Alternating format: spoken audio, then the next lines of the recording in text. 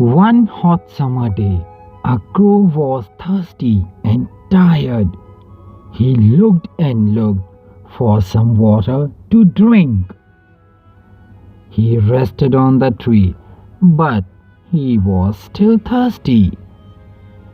The crow almost gave up, but then he saw a pitcher. He flew to it and saw water in it. However, he could not reach the water because his beak was not long enough.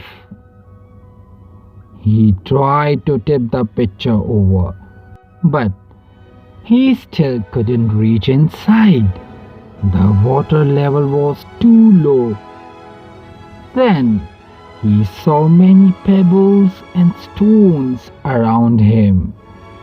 He used his cleverness to drop each pebble into the jug to make the water level rise up toward the brim of the jug.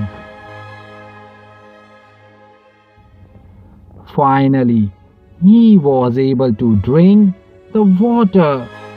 Moral of the story: if you try hard enough, you will find the answer to your problems. Thanks for watching.